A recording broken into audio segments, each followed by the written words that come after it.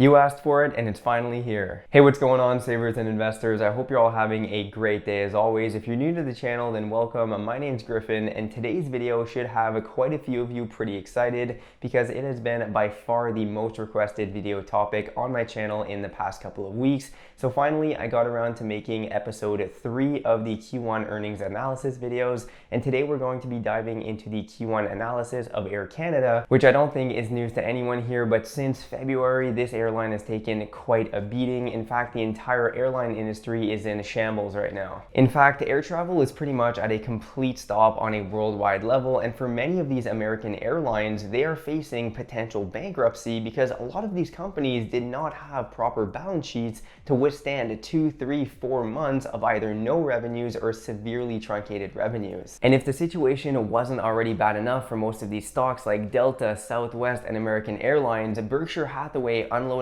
basically all their shares of these airline companies has been detrimental to the overall investor outlook and confidence in these travel and airline stocks. Even with the American government injecting $25 billion of bailout money into their airline industry in order to keep some of these companies afloat, investor outlook and overall confidence is at all-time lows for airline stocks, with total uncertainty on how long these planes will remain parked and how long the medical situation will last, which means prolonged cease revenues for these airline companies. On an international level, we're now looking at roughly $252 billion in lost revenues over the course of 2020 in the airline industry, which is honestly hard to even wrap your head around. But how is this impacting Canada's largest airline, Air Canada? That's the whole reason why you're watching this video. So today we're going to be diving into the Q1 earnings report and a balance sheet of Air Canada in order to see what's going on with this particular airline. And then following that, we're going to be going over my opinion on whether or not Air Canada is a buy or not, considering the whole situation that they're facing. If at any point in today's video you're enjoying the content, then please make sure to smash the like button. It really helps my channel grow and reach more viewers. And by the way, if you're looking to accurately track your dividend income, a stock market portfolio, and basically everything else that has to do with your personal finances, then make sure to check out the link down in the description. That'll bring you to my ultimate personal finance spreadsheet. There's already been over 200 people that have downloaded it and the reviews are phenomenal. On that note, let's first get some context around what's going on with Air Canada before we actually dive into the numbers in their income statement and balance sheet. Now, in the 2019 calendar year, surprisingly, Air Canada, which is a pretty well-established company, was among one of the top growth stocks on the Toronto Stock Exchange, and business was doing great with steady, consistent growth in revenues and cash from operations. Fast forward to Q1 of 2020 though, and it's a completely different story with currently no end in sight. The company is at 10% of its operating capacity and has temporarily laid off more than half of its staff, at 16,500 of their employees temporarily out of work, which honestly is just really unfortunate to see. Regarding the actual stock itself, shareholder optimism was great over the past 5 to 6 years as the stock saw some hefty appreciation from roughly 2013 through to 2019, which followed the company's growth of revenues and operations. Taking a look at Air Canada's stock quote, I'm filming this video around 4:30 p.m. on Thursday, and the price of AC.to shares are trading at roughly $15.22, which is surprisingly up 7.94% in the day, which, as we'll uncover in this video, makes no real logical sense in my opinion, and the stock is still down around 68% since price points in February when the stock was trading at a high of $52.09 per share. Even with the stock rebounding a bit over the past month, this week's trading has brought the stock back down to March price points, with investors wondering what's next for the company and if investors should have even purchased shares during this past month before any news on a possible bailout. As mentioned at the beginning of the video, this was by far the most requested Q1 earnings video on the channel over the past couple of weeks, but I really wanted to wait until there was some further news on a possible bailout or other relief package before making a move as an investor myself and making a video about Air Canada for you guys. As a result of the dropping share price, the market cap is currently $4.01 billion with a staggering trailing 12 months price to earnings of 51.95, considering the Q1 numbers we're about to look at, and the earnings per share is sitting at 0.29. And let's just forget about dividends with a company that has this much financial distress and uncertainty in their future outlook. So with all of this covered, let's now dive into the Q1 earnings statement that was released last week on May 4th, starting with the company's overview of operations for the last quarter, as we did for RioCan and Shopify. So in this section, Air Canada basically goes through a handful of the measures that they are either taking or are planning to take in the near future in response to the medical situation and to somewhat control the impact that this medical situation is having on their business. The first statement is that the company has reduced their Q2 2020 capacity by 85 to 90% compared to Q2 of 2019, which when looking at the revenues later on in this video, we're going to circle back to this figure and make some assumptive calculations. For Q3 of 2020, Air Canada is estimating having to reduce their operations by approximately 75% when compared to Q3 of 2019. Now let's keep in mind that Q3 are the months of July, August, and September, which when this earnings report was released and written, at that point, I think it's relatively safe to assume that the company was trying to be as optimistic as possible, looking to ramp back up their operations by Q3, but realistically, I wouldn't even be surprised to see Q3 and maybe even Q4 being much closer to that 10% operating capacity, such as what we're experiencing right now during Q2. The reason why I'm bringing this up is because air travel will most likely not resume for the next 6 months minimum. That's just my assumption at this point, and even then, it may very well take years for travel volume to reach 2019 levels, so it would make no fiscal sense for the company to raise their operating capacity back up in the short term while the air travel industry is still at a complete halt. The next point basically means that in March 2020, Air Canada raised around 1 billion Canadian dollars in revolving credit, bringing their unrestricted liquidity to $6.52 billion,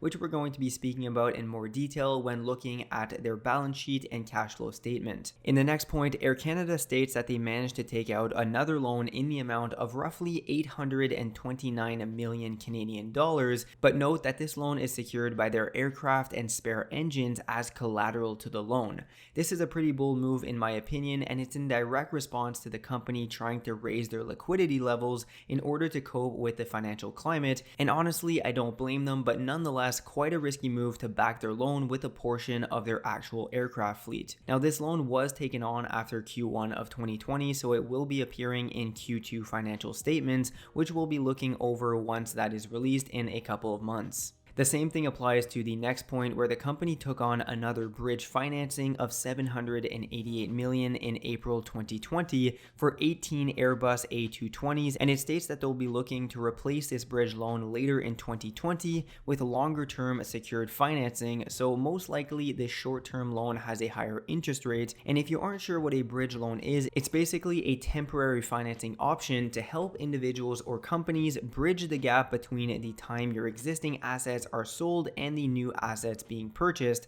so just think of this as a short-term loan. Keep in mind that this $788 million bridge loan is also from April, so it's only going to be appearing in Q2 financial statements, boosting Air Canada's total liabilities to over $1.65 billion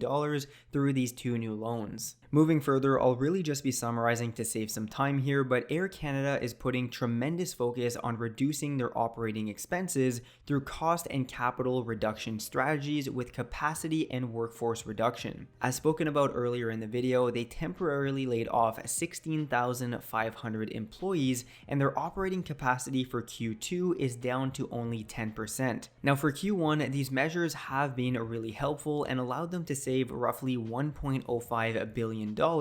up from their estimate of only $500 million, seeking further opportunities to save cash. So even though the company is in a horrible situation situation for revenues, at least they are being proactive with reducing expenses as much as possible. It's never an easy position to be in when a company has to temporarily lay off 16,500 employees. This has massive repercussions on all these employees and their families, but in this particular situation, I honestly think that Air Canada had no other choice and this was the right thing to do. Everything else related to these preliminary bullets aren't all that necessary for our analysis, but one thing that is somewhat interesting is that they are accelerating the retirement of 79 of their older aircraft from their total fleet, which is going to simplify their overall fleet, reduce cost structure on maintenance for older aircraft, and lower the company's carbon footprint, which as we're going to be speaking about shortly when covering the Canadian government's newly released intervention program, lowering the carbon footprint is somewhat of a positive for Air Canada. Alright, so jumping into Air Canada's results of operations, which compares Q1 of 2019 to Q1 of 2020,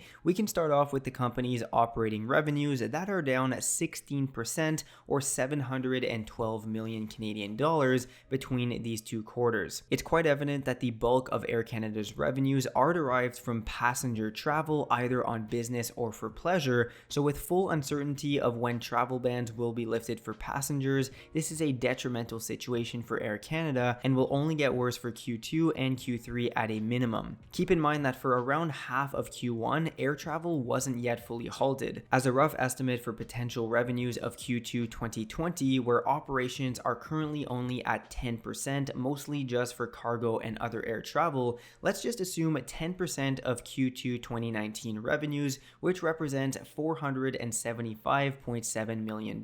Now obviously this calculation is absolutely nothing to base yourself on and is fundamentally flawed, but it does give some perspective on what might be to come. When looking now at the total operating expenses, quarter over quarter from 2019, the operating expenses are down 4%, representing $152 million,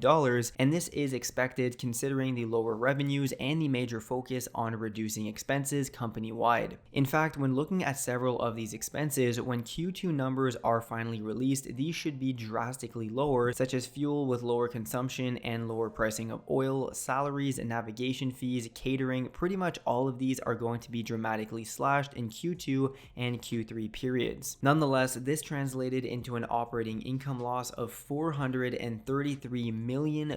in the first quarter of 2020, which really opens your eyes to just how fragile the economy and certain industries are to situations such as what we're living through right now. Even with at least half of Q1 being operational for Air Canada, only a couple weeks of halted business put them severely in the red, and the next quarterly earnings reports will really shed some light on the financial damage. In fact, after all non-operating expenses are taken into account, the company has posted a $1.05 billion loss in the first quarter of the year, mostly attributed to their outstanding debt and loans being in US dollars, which hopefully you've watched my video on the current USD to CAD conversion rate having an impact on Canadian investors, but the Canadian dollar losing relative value to the US dollar has forced Air Canada to report a loss in their non-operating expenses, which in total also brought their diluted earnings per share to a loss of $4 per share, in contrast to $1.26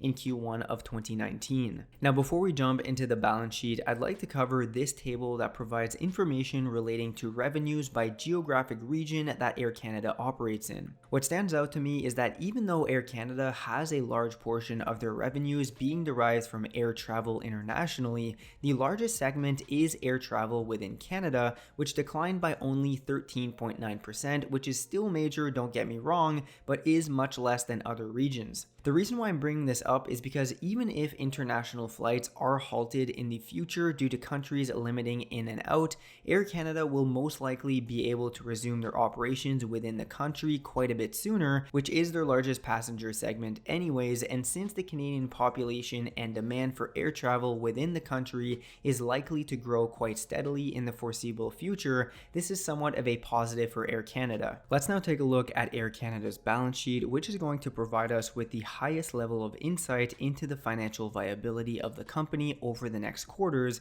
because a company with limited revenues such as Air Canada would need to live off of their assets and financial aid through loans or government subsidies, and I want to mention that this is comparing Q1 2020 to Q4 of 2019. 2019. Starting with their assets, the current assets sit at 7.278 billion Canadian dollars, which is down 238 million from 7.516 billion in Q4 2019. With that said, Air Canada has managed to increase their cash and cash equivalents position by $239 million,